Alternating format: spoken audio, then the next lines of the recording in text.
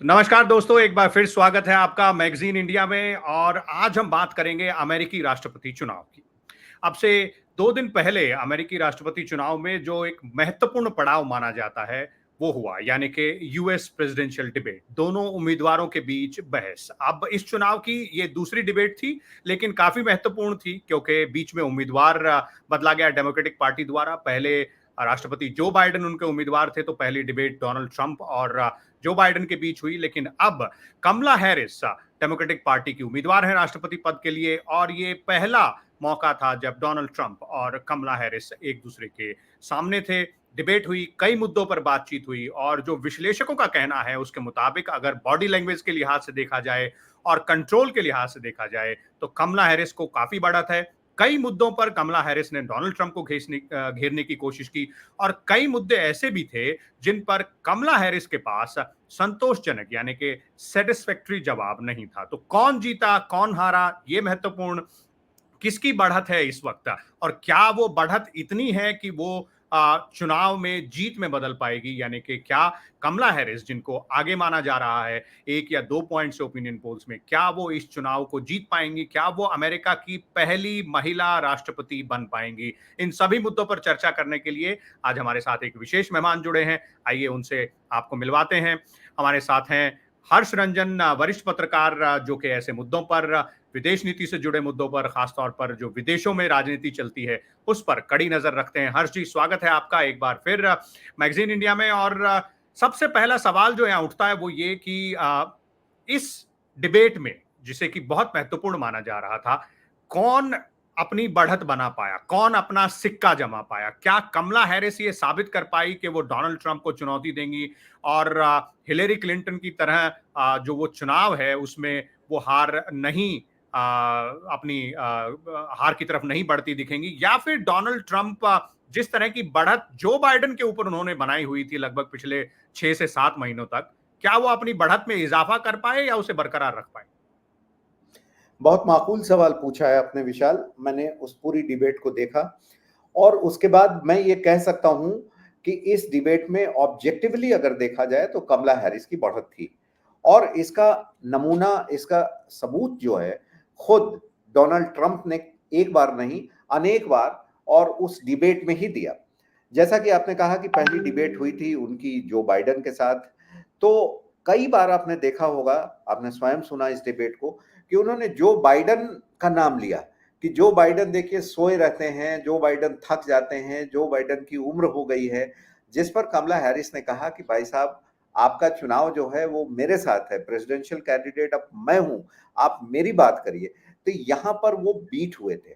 और दूसरी बात यह है कि कमला हैरिस की बढ़त की सबसे वजह, जो बड़ी वजह जो मुझे समझ में आई, वो ये होता है विशाल कि अगर आप गुस्से में आ जाते हैं, आपकी आवाज ऊंची हो जाती है या आपके बॉडी लैंग्वेज में वो एक तेवर आने लगता है, तो जाहिर सी बात है आप अपनी बातों को जस्टिफाई करने की कोशिश करते हैं। और किसी भी व्यक्ति को अगर अपनी बातों को जस्टिफाई करने की बहुत ज्यादा जरूरत महसूस हो, तो कहीं ना कहीं उसके तर्क कमजोर होते हैं। क्योंकि अगर बहुत गंभीर तर्क हैं, बहुत सही तर्क हैं, तो आपको अपनी आवाज ऊंची करने की बहुत आवश्यकता नहीं होगी। यानी कि जो चीखने चिल्लाने का जो दौर रहा इस डिबेट के दौरान, वो डोनाल्ड ट्रंप के फेवर में नहीं गया, और बॉडी लैंग्वेज, जैसा कि मैं पहले कह रहा था, कमला हैरिस के फेवर में गई। लेकिन मुद्दों पे अगर आए और मुद्दों की बात पे जाएं, तो एक महत्वपूर्ण मुद्दा और समर्थन, जिसे कहा जाए सपोर्ट बेस, कमला हैरिस जब से अपनी पार्टी की उम्मीदवार बनी है तब से एक सपोर्ट बेस जिसमें लगातार बढ़ोतरी दिख रही है, और जो एक बड़ी वजह माना जाता है कमला हैरिस की बढ़त की, वो है अमेरिका के जो महिला मतदाता हैं, यानी कि जो महिला वोटर्स हैं, उनका भारी संख्या में कमला हैरिस को समर्थन मिलना। तो इसी से जुड़ा एक मुद्दा था जिस पर लगातार कमला हैरिस डोनाल्ड ट्रंप को घेरती रही हैं, और इस डिबेट में भी उस मुद्दे पर, यानी कि एबॉर्शन राइट्स के मुद्दे पर, गर्भपात के जो नियम है अमेरिका में उसके मुद्दे पर, दोनों के बीच तीखी बहस दिखाई दी। और जहां कमला हैरिस ने अपने सपोर्ट बेस को एड्रेस करते हुए बात की, उसका कुछ खास सीधा या बढ़िया जवाब डोनाल्ड ट्रंप की तरफ से आया नहीं। वो केवल इतना कहकर रुक गए कि अब तो ये मसला राज्य सरकारों के पास है, अब ये उनके अधिकार क्षेत्र में है। बिल्कुल, कई कई मुद्दे ऐसे हैं जहां कमला हैरिस ने डोनाल्ड ट्रंप को फंसाने की कोशिश की। देखिए, ये जो अबॉर्शन वाला भी मुद्दा है, इसमें भी कमला हैरिस ने एक तरीके से बाजी मारी। अब देखिए, ज़रा-सा इसको समझने के लिए अमेरिका के इतिहास में जाना होगा। लगभग 250 साल इंडिपेंडेंट अमेरिका का पुराना इतिहास है। 1776 4 जुलाई को अमेरिका आज़ाद हुआ था और तब से स्वतंत्र अमेरिका वहाँ चुनाव लड़ रहा है। लेकिन इन 250 लगभग वर्षों में अमेरिका में कोई भी महिला प्रेसिडेंट नहीं हुई हैं। पहली बार बहुत आगे बढ़ी थी बिल क्लिंटन की पत्नी हिलरी क्लिंटन, लेकिन वो भी जीत नहीं पाई। तो क्या वजह रही कि महिलाएं आगे नहीं बढ़ी? देखिए, अमेरिका में अभी तक भी जो एक पैटर्नल सोसाइटी थी, मेल शॉविनिज्म जिसको कहते हैं, वो बहुत कूट-कूट कर भरा हुआ था और यही वजह है जिसको अमेरिकन्स एक्सेप्ट भी करते हैं, स्वीकारते भी हैं कि वो अपनी सोसाइटी में, अपने देश में एक महिला को लीडर के तौर पर और उसके खुद को उसके फॉलोअर के तौर पर देखना नहीं चाहते थे। ये स्थिति अब तक थी। लेकिन अब क्या है कि पिछले 10 वर्षों में आप देखेंगे, सिर्फ भारत में ही बदलाव नहीं हुए हैं। पिछले 10-12 वर्षों में, 15 वर्षों में पूरी दुनिया में बदलाव हुए हैं और इसका सबसे बड़ा श्रेय जो जाना जाता है, वो इंटरनेट को जाता है, वो सोशल मीडिया को जाता है। और इन 10 वर्षों में अमेरिका में नए वोटर्स भी आए हैं और अब ये मानसिकता वहाँ पे बदली है कि हम महिलाओं के नेतृत्व में काम नहीं करेंगे, कोई जी। महिला हमारी नेत्री नहीं हो सकती है। और वहाँ के वोटरों में इस बदलाव को देखते हुए जो यंग वोटर्स हैं, चाहे वो मेल वोटर हों या फीमेल वोटर हों, मैं ये देख पा रहा हूँ वहाँ के अखबारों को पढ़कर या वहाँ की मीडिया को देखकर या सोशल मीडिया पे जो एक्टिविस्ट हैं उनको समझने के बाद कि वहाँ पर महिलाओं की मानसिकता में कमला हैरिस को लेकर एक बहुत बड़ा बदलाव आया है। आपने देखा होगा कि रिपब्लिकन पार्टी के भी कुछ बड़े नेता सामने आए और उन्होंने कहा कि मैं डेमोक्रेट्स को वोट दूंगी। एक बहुत बड़ी पॉप सिंगर हैं, उन्होंने कहा कि मैं कमला हैरिस को वोट दूंगी। तो ये जो इन्फ्लुएंसर्स है और खास करके फीमेल इन्फ्लुएंसर्स जो हैं, इनका अबॉर्शन वाले मुद्दे पर भी एक बहुत बड़ा सपोर्ट मैं मिलता देख रहा हूँ कमला हैरिस के फेवर में। एक एक एक और डोमेस्टिक पॉलिटिक्स के दो और मुद्दों पर बात करते हैं इससे पहले कि हम इंटरनेशनल मुद्दों पर आए जो कि इस डिबेट से उभर कर सामने आई। पहला तो अमेरिका की इकोनॉमी। हम सबको मालूम है कि अमेरिका की जो आर्थिक स्थिति है वो इस वक्त कोई बहुत अच्छी नहीं है और इसको लेकर दोनों ही पार्टियां जो है डेमोक्रेटिक पार्टी और रिपब्लिकन पार्टी एक दूसरे पर आरोप लगाती रही। इस डिबेट में भी साफ दिखाई दिया कि कमला हैरिस ने कहा कि जब डोनाल्ड ट्रंप 2020 में उन्होंने गद्दी छोड़ी थी तो अमेरिका की इकोनॉमी के हालात बहुत अच्छे नहीं थे, बेरोजगारी बहुत बढ़ी हुई थी और डोनाल्ड ट्रंप का उसमें जवाब था कि पिछले 4 साल में या 3.5 साल में जो आपकी सरकार है यानी कि जो बाइडेन जिसमें राष्ट्रपति हैं और कमला हैरिस स्वयं उपराष्ट्रपति हैं, उन्होंने भी कोई बहुत बेहतरीन बदलाव नहीं किए हैं और अमेरिकी जो आर्थिक व्यवस्था है, उसमें अभी भी बहुत पॉजिटिविटी या बहुत पॉजिटिव सेंटिमेंट्स नहीं दिखाई दे रहे हैं। तो यहाँ आपको क्या लगता है कि ये बहुत महत्वपूर्ण और पेचीदा मामला रहने वाला है जहां तक वोटर्स की बात करें उनके लिहाज से? देखिए, ये बहुत महत्वपूर्ण मुद्दा है और इस मामले में मैं समझ पा रहा हूँ कि डेमोक्रेटिक पार्टी जो पिछले 4 वर्षों से जो बाइडेन प्रेसिडेंट और कमला हैरिस वाइस प्रेसिडेंट के नेतृत्व में वहाँ रूल कर रही है, थोड़ी-सी, हल्की-सी फँसती हुई नज़र आ रही है। हालाँकि इन 4 वर्षों में आप देखें कि कोरोना का भी कहर रहा था। 2020-21 के दौरान पूरी दुनिया की इकोनॉमी थोड़ी-सी ढीली पड़ी थी। लेकिन 2 चीज़ें हैं, सरकार वहाँ चाहे किसी की भी हो, अमेरिका को अपना सुपर पावर वर्चस्व स्थापित रखने के लिए बहुत बड़ा पैसा विदेशों में भी खर्च करना पड़ता है, बहुत ज़्यादा पैसा उन्हें डोनेट भी करना पड़ता है और बहुत ज़्यादा उनका डिफेंस में और ख़ास करके नेटो में भी जाता है, जो दूसरे देशों को वो सपोर्ट करते हैं। यहाँ जी। नेटो को लेकर जो नॉर्थ अटलांटिक ट्रीटी ऑर्गेनाइजेशन है, जिसकी स्थापना ही की गई थी कि रूस का जो पश्चिम विस्तार है, उसको रोका जाए, इसमें काफ़ी जी, कुछ बिल्कुल। सफल रहा है। उसमें इसमें वो मसला बहुत महत्वपूर्ण है नेटो का, रूस का, जी, जी। यूक्रेन तो की भी मैं बात करेंगे, इसको इज़राइल भी करेंगे, लेकिन इकोनॉमी के साथ में यहाँ पर मैं एक चीज़ और जोड़ देता हूँ, वो है इमिग्रेशन का मुद्दा क्योंकि वो भी इकोनॉमी से जुड़ा हुआ है।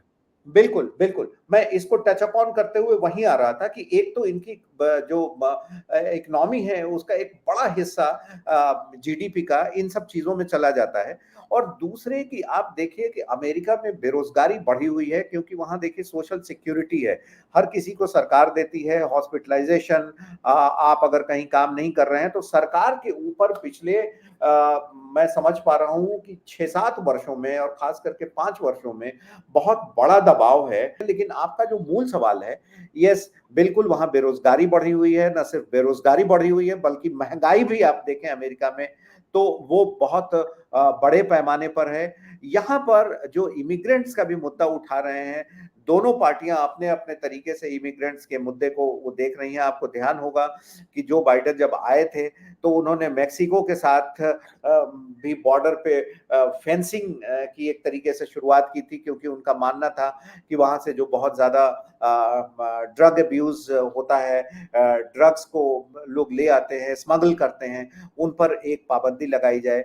इंडियंस को भी लेकर आपने देखा होगा कि उनकी थोड़ी-सी कड़ाई ही थी, हालाँकि कमला हैरिस भी बहुत ज़्यादा ऐसा नहीं है, कई मौकों पर भारत की और ख़ास करके वीज़ा के मामले में थोड़ा-सा उनका जो बयान रहा है वो बहुत फ़ेवर में आप नहीं कह सकते हैं।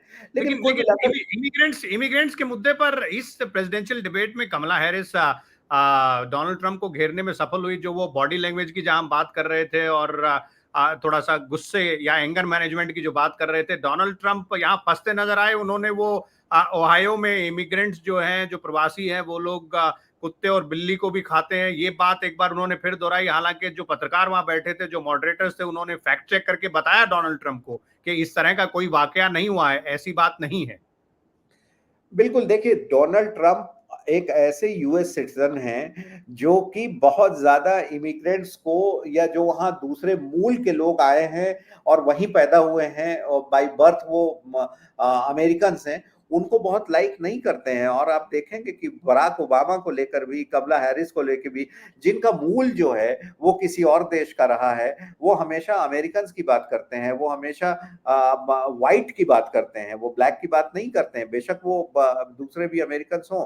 इसी वजह से उनको एक राष्ट्रीयता, नेशनैलिटी के तौर पर भी देखा जाता है। जो चीज़ आपने भारत में भी अभी हम देख रहे हैं, रूस में भी देख रहे हैं, इस तरीके की जो चीज़ें हैं एक राष्ट्र को लेकर, तो ये जो वोट है पॉपुलर वोट, कुछ ज़ाहिर-सी बात है कि टक्कर बहुत आसान नहीं है, इसका ये बिल्कुल मतलब नहीं है। और जी। अगर यहाँ कदाचित कमला हैरिस नहीं होती, जो बाइडेन ही होते, तब तो जो ट्रंप की जीत हम सुनिश्चित मान सकते थे। आपको याद होगा कि एक चुनाव प्रचार के दौरान एक गोली भी उनको मारी गई थी, जो उनके कान से सटते हुए निकल गई थी। उस समय काफ़ी बिल्कुल। सिम्पैथी और अब जो है वो जो मोमेंटम बना था, वो मोमेंटम अब लग नहीं रहा है, क्योंकि अब आजकल पिछले महीने भर से तो लगभग वो असैसिनेशन अटेम्प्ट की बात कहीं अमेरिकी मीडिया में, अमेरिकी अखबारों में, आम बोलचाल में बहुत ज्यादा सुनने को नहीं मिल रही है। तो ऐसा लग रहा है कि वो जो सिंपैथी वेव जो थी उस वक्त की, वो थोड़ा सा सबसाइड हो गई है कमला हैरिस के मैदान में आने के बाद। एक आखिरी मुद्दे पर चलते हैं, इस डिबेट से संबंधित कई बातें थी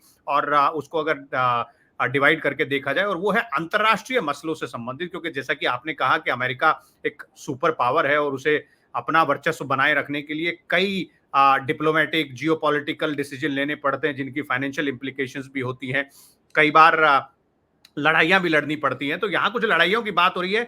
दो मसलों पर दोनों ही उम्मीदवार एक दूसरे के सामने खड़े दिखाई दिए, एक दूसरे की खिलाफत में खड़े दिखाई दिए। तो अमेरिका की पॉलिसी क्या है? पहला, इजराइल और हमास के बीच जो युद्ध चल रहा है वो, उसमें जो डोनाल्ड ट्रंप हैं, उन्होंने कमला हैरिस पर आरोप लगाया कि ये इजराइल के फेवर में नहीं है, क्योंकि कमला हैरिस शांति स्थापना की बात कर रही थी वहां पर। और रूस और यूक्रेन के बीच जो युद्ध चल रहा है, उसमें कमला हैरिस ने डोनाल्ड ट्रंप पर आरोप लगाया कि अगर आप ऐसे ही बात करते रहे तो अमेरिकी राष्ट्रपति रूसी राष्ट्रपति जो है व्लादिमीर पुतिन, वो he will eat you for lunch, यानी कि वो लंच के तौर पर आपको खा जाएंगे, क्योंकि वो पहले यूक्रेन पर कब्जा करेंगे। तो यहाँ साफ दिखाई दे रहा है कि दोनों ही पार्टियां और दोनों ही उम्मीदवार अंतरराष्ट्रीय मसलों पर क्या सोचते हैं।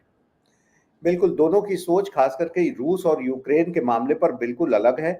ये स्पष्ट है कि ट्रंप का ये कहना है, उनकी सोच भी है और उन्होंने कुछ छिपाया भी नहीं है कि जो रूस है और ये यूक्रेन के साथ युद्ध में है, अगर वो राष्ट्रपति होते तो ये युद्ध होने ही नहीं देते। और कमला हैरिस का कहना है कि अगर इस तरीके से रूस ने यूक्रेन को दबाना जारी रखा तो आज वो कीव में आके बैठ जाएंगे राष्ट्रपति पुतिन, और उनका अगला निशाना फिर दूसरा यूरोपियन कंट्री जो उसका पड़ोसी देश है पोलैंड, वो हो सकता है, और धीरे धीरे पश्चिमी विस्तार होगा।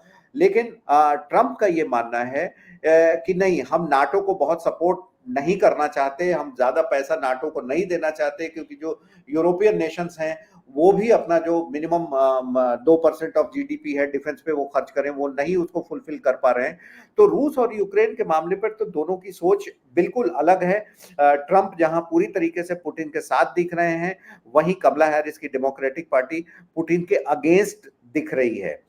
ये एक अलग चर्चा का मुद्दा है कि यूक्रेन जो है इन सब के बावजूद ना ही अभी यूरोपियन यूरोपियन यूनियन का नाटो का भी हिस्सा नहीं है, और यूरोपियन यूनियन का भी हिस्सा नहीं है, यूरोपीय संघ ने भी उसे नहीं बनाया है, तो उसकी क्या स्थिति है, ये एक अलग विचार का मुद्दा, एक डिबेट का मुद्दा हो सकता है। यही बात है कि हमास के साथ भी इजराइल में कमला हैरिस किसी भी एक पक्ष को नहीं रखना चाहती है साथ में। इस प्रेसिडेंशियल डिबेट के बाद और अब जबकि चुनाव में यानी कि मतदान में, हालांकि कई राज्यों में तो ये प्रेसिडेंशियल डिबेट के बाद जिसे एडवांस वोटिंग कहा जाता है अमेरिकी चुनाव में, वो शुरू हो जाएगी। लेकिन जो 5 नवंबर की तारीख है उसमें बहुत ज्यादा दिन नहीं बचे हैं, लगभग 1.5 महीने के आसपास का समय बचा है। आपको क्या लगता है कि क्या 250 साल के बाद अमेरिकी जनता पहली महिला राष्ट्रपति को चुनने के लिए तैयार है? क्या ऐसी संभावना इस चुनाव में दिख रही है आज जब हम इन सब की चर्चा कर रहे हैं तो? देखिए, आज तारीख 12 है, 12 सितंबर को हम ये चर्चा कर रहे हैं, और अमेरिका में क्या होगा, कैसे बाजी पलटेगी किसके फेवर में, ये बताना तो थोड़ा-सा अभी मुश्किल है, किसी के लिए भी मुश्किल है। मेरा सिक्स्थ सेंस ये कह रहा है कि अमेरिका इस बार एक रिकॉर्ड तोड़ेगा। 1776 ईस्वी में आज़ाद होने के 250 साल के इतिहास में पहली बार मुझे लग रहा है कि वहाँ पर महिला राष्ट्रपति बन जाएगी। और अगर ऐसा होता है तो इस एपिसोड को आप जरूर जनवरी के महीने में दिखाइएगा। जी बिल्कुल, अगर ऐसा होता है तो जब नए राष्ट्रपति का अनाउंसमेंट होगा, जब इनॉग्रेशन होगा, तो उससे पहले हम एक बार फिर से अपने दर्शकों के लिए इस एपिसोड का लिंक शेयर करेंगे कि 12 सितंबर को यानी कि चुनाव से लगभग 1.5 महीने पहले हम लोगों ने चर्चा में किस तरह से आकलन किया था। और अभी ये चर्चाएं चलती रहेंगी हर्ष जी, क्योंकि आकलन बदलते भी रहेंगे, समीकरण बदलेंगे, कई और मुद्दे सामने आएंगे। क्या कमला हैरिस को जो थोड़ी सी बढ़त मिली है, क्या वो उसे बरकरार रख पाएंगे? इन सब पर चर्चा करेंगे। आपका बहुत बहुत धन्यवाद। तो जिस तरह से हमारे एक्सपर्ट हर्ष रंजन बता रहे थे कि अभी बढ़त कमला हैरिस के पास जरूर है, थोड़ी सी बढ़त है, कई मुद्दों पर बढ़त है, लेकिन क्या आने वाले 4 से 5 हफ्तों में वो बढ़त बरकरार रख पाएंगी? पहला बड़ा सवाल। और दूसरा बड़ा सवाल कि क्या पॉपुलर वोट अगर वो जीतती है तो क्या पॉपुलर वोट जीतने के साथ ही साथ वो इलेक्टोरल कॉलेज में भी अपनी बढ़त बना पाएंगी? क्योंकि ऐसा जरूरी नहीं है, और ये इतिहास हमें बताता है कि पॉपुलर वोट जीतने के बाद भी अमेरिकी राष्ट्रपति चुनाव में उम्मीदवार चुनाव हार चुके हैं। हिलरी क्लिंटन के पास 3 से 3.5 मिलियन के आसपास पॉपुलर वोट का लीड था, लेकिन वो नहीं बन पाई राष्ट्रपति। इससे पहले अल गोर बनाम जॉर्ज डब्ल्यू बुश में भी अल गोर के पास बढ़त थी पॉपुलर वोट में, लेकिन वो भी राष्ट्रपति पद का चुनाव नहीं जीत पाए थे। तो सब जानकारियां हम आपके साथ साझा करते रहेंगे। अमेरिकी राष्ट्रपति चुनाव से संबंधित सारे आकलन यहां देखते रहिए मैगजीन इंडिया पर। हमारे वीडियोस को लाइक कीजिए, चैनल सब्सक्राइब कीजिए। नमस्कार, धन्यवाद।